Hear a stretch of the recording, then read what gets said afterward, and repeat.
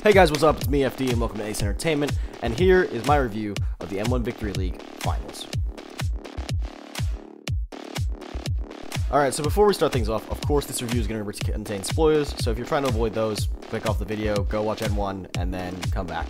But kicking things off, we had a 6-man tag team match where it was full throttle, Yohei, Seki Yoshioka, Hajime Ohara, and Hajime Ohara versus Junta Miyawaki, Kinya, not Kazuchika, Okada, and Seiya and Morihashi. It was a pretty fun opening match. It was basically a junior tag team, juniors versus young boys tag match. Junta's, I think, technically not a young boy anymore. I'm sorry. Like I said, I'm pretty new to Noah, so I'm a little bit less knowledgeable. So if you think don't take anything I'd say as completely seriously, I'm not entirely sure. But this was a fun match. It was we got some cool sequences from the junior heavyweights, the young lions, young boys, whatever you think are called in Noah. Got some cool offense in, and I thought it was a pretty good match. It was like a good way to open up the show. And then we saw Yohei get the pinfall, all with the top rope Meteora to Junta. This was a good way to see Yohei in full throttle, and now as a part of the group as the new leader. They had some success, and obviously it was some good momentum for Yohei and Seki going into later in the night when they would go and do something that I will talk about later.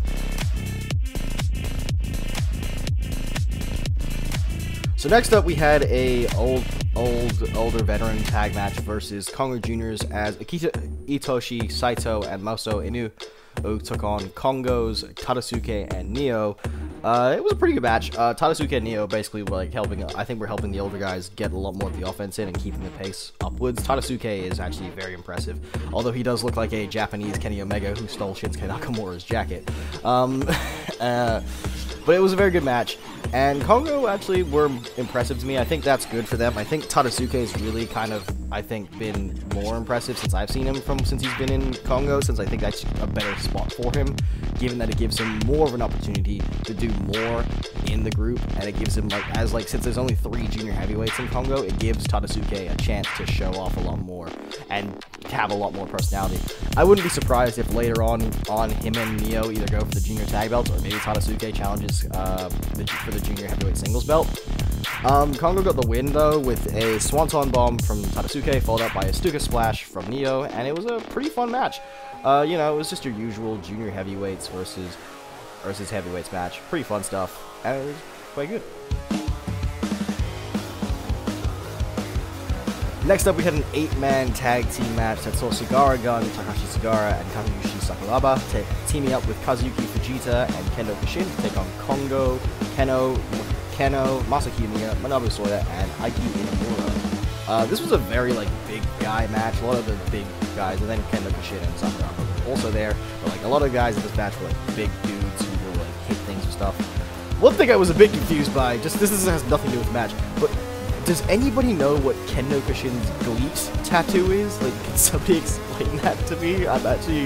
We were watching, me and some people in a Discord call were watching the entire show, and we were all just very confused at what the GLEAT tattoo means. GLEAT on Urban Dictionary has some strange meanings, so we were all very confused. But this match had some cool moments. It was some great stuff from I think Cigar Gun. I think Sakuraba. I'm not really a big fan of Sakuraba because I've seen his stuff in New Japan, but from watching him in Noah, he seems to be a lot better in tag matches because it doesn't overexpose him. And Cigar is just great, and Fujita is good, but there is some stuff I want to get into later in the match that kind of annoys me about Cigar, and Kendo Kishin is still Kendo Kishin, and the Kongo guys, they all did quite well. Inamura is still learning. Soya and Kitamiya are both very big hosted wrestlers who are great. I can't wait for them to challenge for the tag belts. And Keno is Keno, although Keno, bring your fucking belt with you. That's one thing about wrestling that really annoys me, when people don't bring their belts. But this match was quite good. One thing that I noticed was when Manabu Soya was in the ring, everyone on the opposite team kept trying to put him in a Kimura, and it was just the most random shit. And then the Cigar Gun Dope shirt is also great stuff. Love that shit. That's just a side note, but that was fucking cool as shit. We marked the fuck out for that. I marked the fuck out for that. But the problem I had with this match was the finish. I think that Fujita should not be. I don't know if that was a botch or if that was him meant to do a Gonzo bomb. But either way, he should not have done that to Inamura. I legitimately, I think I was worried about him more. I thought Fujita could have fucking broken his neck. That was really scary, and I don't think anyone would want to take that spot.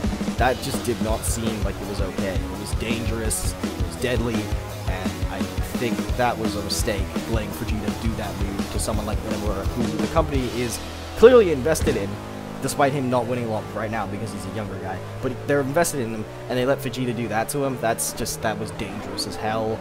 Fujita should not be allowed to do Gonzo bombs. He's not bad, but don't let him do Gonzo bombs. That shit was dangerous as hell. Other than that, the match was good. It was a good 8-man tag, and it was a great more build up to Kongo losing a lot of their matches, and that builds up to later in the night when they win one of their bigger matches. And then, yeah, it was a pretty fun match, besides Vegeta almost killing Inamura, and it was some good lead up to the eventual tag title match that'll be Sagara and Sakuraba versus Soya and Kitamiya. But yeah, it was a good match. So next up, we had the first big match of the night. The Junior Heavyweight Tag Team Championships were on the line as Stinger, Hayata, and Yoshinari Ogawa defended against Momonoshi, Saishin Tag, Daisuke Harada, and Atsushi Kotoge. This was a good match. It had a lot of good sequences in it. I think Kotoge and Harada did some great stuff. Ogawa, despite being an older gentleman, he does some great work, and Hayata is great. He's one of my favorite wrestlers in Noah right now in terms of the junior division. I really like Hayata. But the match itself was quite long. It's the fact that it went, I don't think it should have been the second longest match on the card. This thing was 24 minutes, and the only match that was longer than this was the N1 Victory League Finals. This, I felt like, could have been better if it was condensed down into a 15-minute match. You take out some of the stuff that was kind of just like the early, it felt like it was very too long for what it should have been. But the story itself, the match itself, ended up being quite good. It had some really cool moments, some good near falls. Harada and Kotoge won the belts. Momono Saishin Tag won the titles, which was pretty cool. And that was a great way to continue the story of some stuff happening earlier in the night, how Full Throttle won. Obviously, Kotoge was kicked out of Full Throttle. And Yohei became the new leader. So it was a good way to continue that story, and now they've made it about the tag belt. So I think it's gonna be, it's Seki and Yohei who are challenging Kotoge and Harada for the belts, because it's Yohei and somebody, because that story makes the most sense, given Yohei Yohei has the most history with Kotoge and Harada because of the turn, and then I think Seki is probably the better choice, because I feel like Seki is a better wrestler than Ohara, and I think he would probably make the match better. So I think it'll probably be Momono Saishin Tag versus Full Throttle, Yohei, and Seki.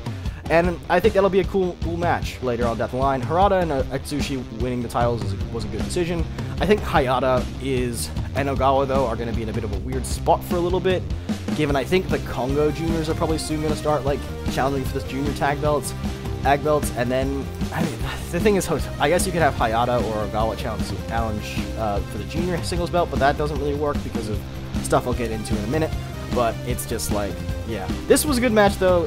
Bit too long. I feel like if it was a bit shorter, it would have been better. And I think Hayata, Harada, and Kotoge and Ogawa, they all did well. It's just it felt like it was a bit too long. Next up, we had one of the matches that I thought was really good tonight. That was the Junior Heavyweight title match with Kotaro Suzuki defending against Hao. This thing was just much better than the junior tag title match. This was probably the better of the two junior title matches. This was really good because you got to watch. It was Suzuki and Hao immediately put up the pace. I really liked the story of how during the tour, Hao was during the tour Suzuki, but when he first faced Hao, he knocked Hao out in the first preview tag.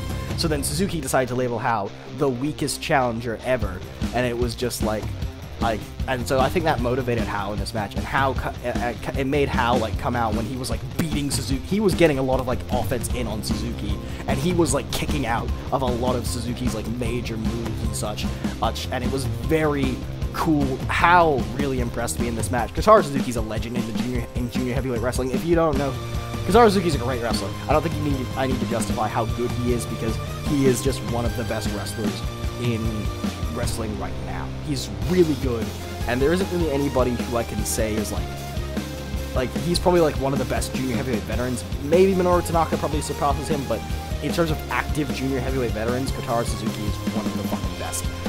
fast. Suzuki won the match, but Hao put on a great showing.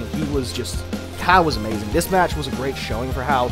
I hope Hao does eventually get a junior heavyweight singles run, because I think he's really good, and I really enjoyed that match. This match from him and Suzuki. It might have been Suzuki carrying him, but I think Hao and Suzuki had some really good shit in this match, and I really like it. Post-match, though, is interesting. Daisuke Harada, who, as we previously mentioned, won the junior heavyweight tag belts, he challenged Kotaro Suzuki for the title. It's a bit weird that they're having the junior title, the junior tag champion, one of them at least, challenging for the singles belt. It's like, and they already have a title defense lined up with Yohei and that. It makes me wonder if Harada and Toge are going to lose the junior tag titles so that Harada can win the singles belt. I'm not sure, because I think probably giving Yohei and Seki the junior tag belts wouldn't be a bad thing. But they also do want to establish Yohei, so I don't know. Maybe Harada wins both, but it's a bit weird. Suzuki's obviously in his 5th. This Harada match with Suzuki is going to be Suzuki's 6th defense of the junior title, so it's very hard to say who's going to win what. I think it would be cool if Harada lost tag and won junior, but I'm just not quite sure. So I think this is this Harada Suzuki should be a good match. It's a bit annoying with Suzuki being junior champion, because it does mean Hayata and Ogawa don't have much to do right now. But I guess Ogawa and Hayata, Stinger have faced each other in the past, so I guess you could see Hayata and Ogawa challenging Suzuki at some point. But we'll see. I thought this was a good match. I think this is probably one of the best junior title matches that we had. I would check it out if you have time. It's quite good. I'll get to the next match now. Next up, we had an 8-man tag team match. That's the semi-main event. So we had Go Shiozaki, Shuhei Maybach, Taniguchi, Muhammad Yon, Daiki Inaba versus M's Alliance, Naomichi Marufuji, Keiji Muto, Masakatsu Funaki, and Masaki Mochizuki. This was weirdly long for an 8-man tag. It was 22 minutes. It was like, I wasn't really paying attention to this match, I'll be honest. It was like, I felt like after the junior heavyweight title match, I felt like, oh, this is fine, I guess. It's like, Muto's older, Taniguchi's older, Yon's older. It's like, it felt like it was just like, oh, okay, we gotta get all these guys on the card. Let's put them in an 8-man in the semi-main. You know, it was good. It was fine. Funaki got the pin on Yon, which is interesting because Yon's 25th anniversary is coming up. You'd think they'd give him like a little bit of momentum, but it's fine.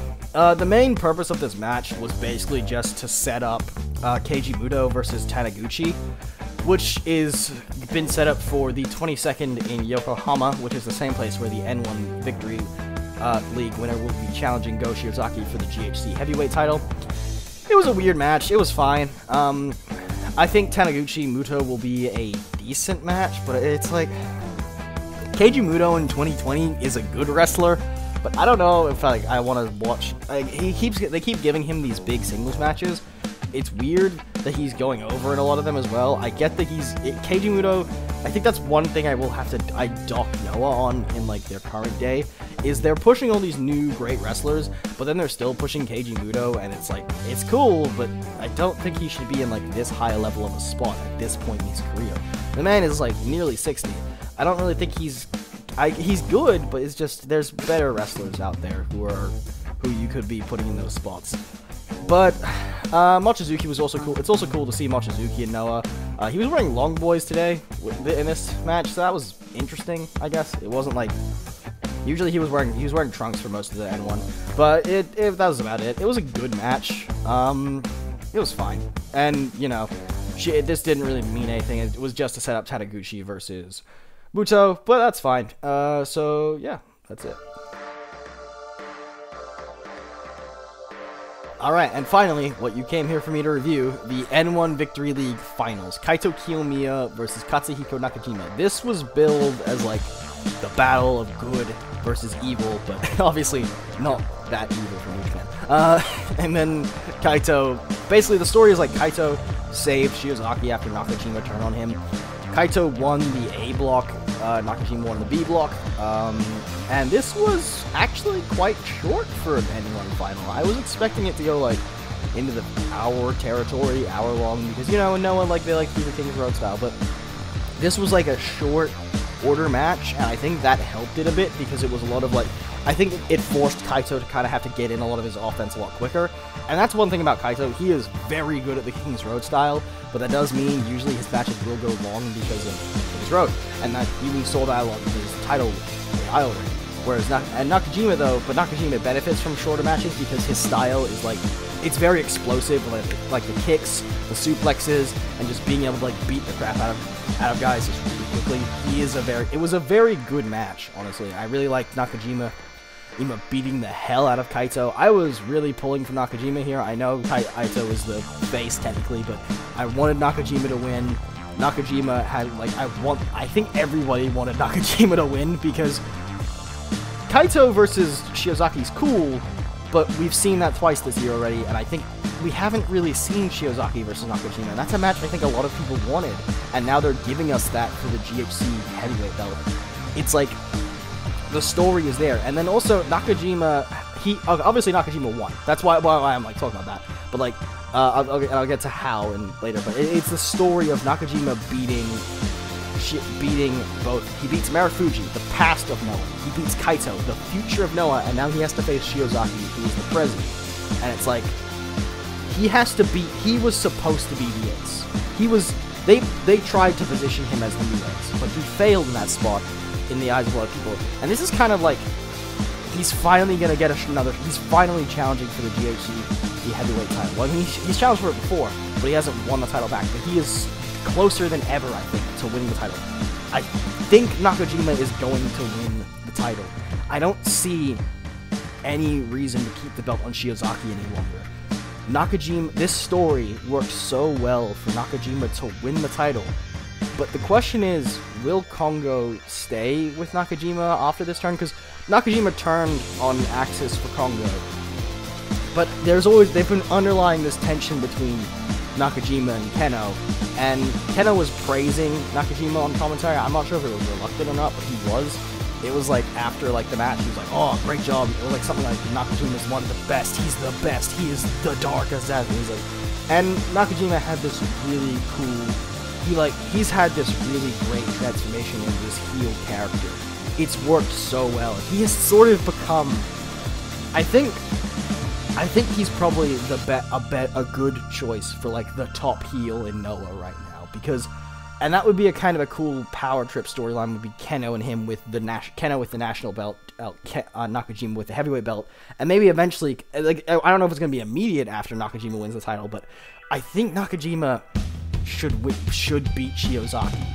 I think the story calls for Nakajima to beat Shiozaki, because Shiozaki, he said that like, I think Nakajima needs to prove that he can be on his own, because I think that's one of the things that ate him alive, especially during his national title run, was the fact that he felt like people were still like seeing him as a part of Axis, and that he needed Shiozaki, and I think he needs to beat Shiozaki in order to prove that he doesn't need him. This is a really, I mean, by the way, Nakajima beat Kaito by punt kicking him twice, knocking him the fuck out, and then hitting him with the Diamond Buster. So basically the same way, or Diamond Bomb, but I'm calling it the Diamond Buster because I think that's a cooler name. And I also think Nakajima is like, I think this is the story. Nakajima, and that was the way he beat Keno as well. He basically hit him with a punt kick, and then he hit him with the Diamond Bomb to win that match. And that was like, it's like Nakajima, this story fits too perfectly for Nakajima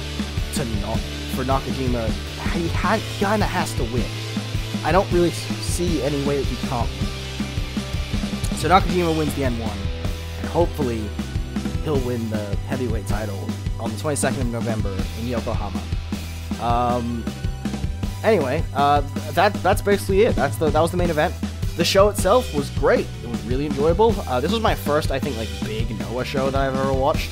Like, I've never, like, I think, like, I guess I watched the anniversary show, and that was fine, but, like, I was a bit out of a, I watched, like, only, like, a couple of the matches on that, but this, I watched the entire show, and I really enjoyed it.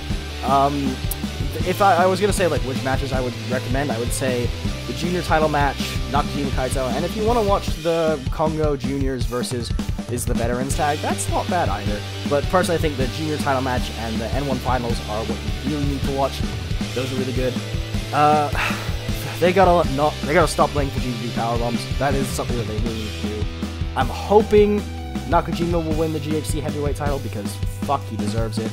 After this, his N1 was great, and he's done really well. So I'm hoping he wins it. I mean, and then we might get him. And I think if he does win the title, it'll probably be him versus Taniguchi for the title at some point as his first defense, because I think that's probably what they're setting up with Taniguchi challenging facing Muto. Yeah, I will say Noah got the tournament winner right. I don't think anybody else would have worked for what they're trying to do here. I think Nakajima was the right call, and I think him winning the tournament and hopefully winning the title, I think this is a good step in the right direction for him. I know that Nakajima's not going to be the ace of the company. That's going to be Kaito soon, after he beats Shiozaki for the belt. And it'll be that'll be when Kaito takes the reins as ace and starts running. But Nakajima, they are positioned. It's cool to see that while they have decided not to make Nakajima the ace, it's good to see that they are trying to do something with him and trying to make him a main event level guy. I am glad that that is the position he is in. So that's all for this review, guys. Let me know in the comments what else you want me to review. I think the next review is probably going to be DDT Ultimate Party, but that's not till November. If there's anything else I can review, I like Puro shows, other shows, just anything you want me to review, I'm happy to review it. Thank you guys all for watching. Hope you all enjoyed. If you did, leave a like, subscribe if you're not subscribed, and I'll see you guys later. FD out.